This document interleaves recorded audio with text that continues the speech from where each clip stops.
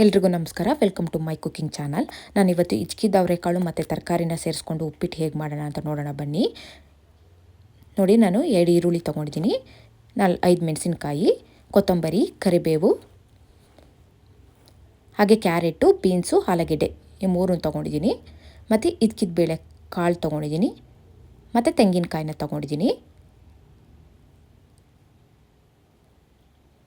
ಇದನ್ನು ಹೇಗೆ ಮಾಡೋಣ ಅಂತ ನೋಡ್ಕೊಂಬರೋಣ ಬನ್ನಿ.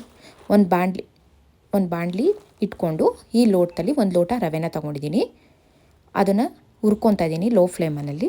ನೀವು ತುಪ್ಪನಾದರೂ ಹಾಕ್ಕೊಳ್ಳಿ, ಆಯಿಲಾದರೂ ಹಾಕ್ಕೊಳ್ಳಿ, ಸ್ವಲ್ಪ ಹುರ್ಕೊಳ್ಳಿ. ಅದಾದಮೇಲೆ ಅದೇ ಬಾಣಲಿಗೆ ನಾನು ಎಲ್ಲನೂ ಸೇರಿಸ್ಕೊಂಡಿದ್ದೀನಿ. ಕಡಲೆಬೇಳೆ ಹಾಗೂ ಸಾಸಿವೆ, ಈರುಳ್ಳಿ, ಮೆಣಸಿನ್ಕಾಯಿ ಎಲ್ಲ ಫಸ್ಟೇ ಸೇರಿಸ್ಕೊಂಡ್ಬಿಟ್ಟಿದ್ದೀನಿ.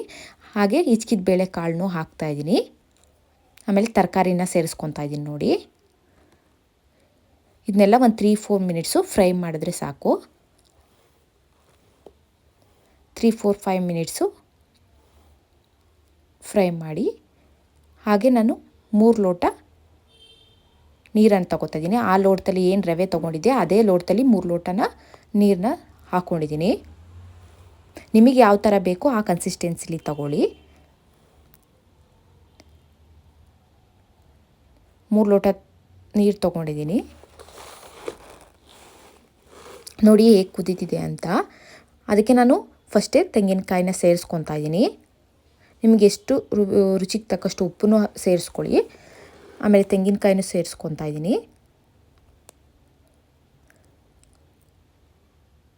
ಅದನ್ನು ಮಿಕ್ಸ್ ಮಾಡ್ಕೊಳ್ಳಿ.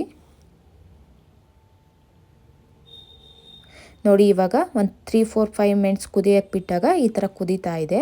ಅದಾದಮೇಲೆ ನಾನು ಒಂದು ಸ್ವಲ್ಪ ಕೊತ್ತಂಬರಿ ಸೊಪ್ಪನ್ನು ಸೇರಿಸ್ಕೊತಾ ಇದ್ದೀನಿ.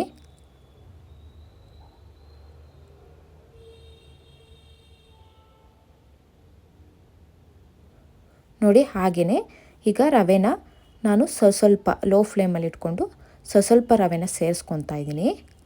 ನೀವು ಎಲ್ಲ ಒಟ್ಟಿಗೆ ಹಾಕ್ಕೊಂಬಿಡಿ. ಸ್ವಲ್ಪ ರವೆನ ಹಾಕ್ಕೊಂಡು ಮಿಕ್ಸ್ ಮಾಡ್ತಾ ಹೋಗಿ. ಇಲ್ಲಾಂದರೆ ಅದು ಗಟ್ಟಿ ಗಟ್ಟಿ ಆಗಿಬಿಡುತ್ತೆ. ಸಾಫ್ಟಾಗಿ ಬೇಕು ಅಂದರೆ ಸ್ವಲ್ಪ ರವೆನ ಹಾಕಿ ಮಿಕ್ಸ್ ಮಾಡ್ತಾ ಹೋಗಿ.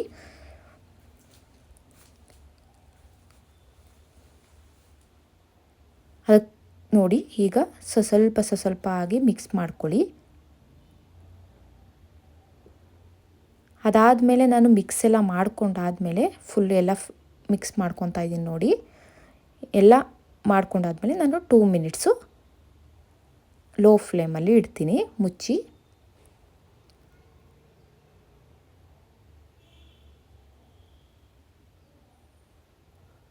ನೋಡಿ ಎಷ್ಟು ಸಾಫ್ಟಾಗಿ ಬರ್ತಿದೆ ಅಂತ.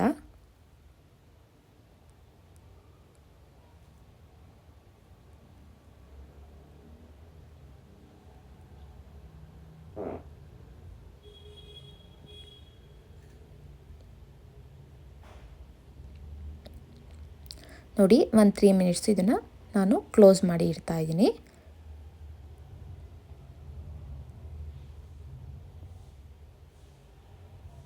ನೋಡಿ, ಇವಾಗ ತೆಗಿತಾ ಇದ್ದೀನಿ ಎಷ್ಟು ಸಾಫ್ಟಾಗಿ ಬಂದಿದೆ ಅಂತ. ಚೆನ್ನಾಗಿದೆ, ಉದುದ್ರಾಗಿದೆ. ಒಂದು 10 ಮಿನಿಟ್ಸಲ್ಲೆಲ್ಲ ಮಾಡ್ಕೊಬೋದು ಇದನ್ನು.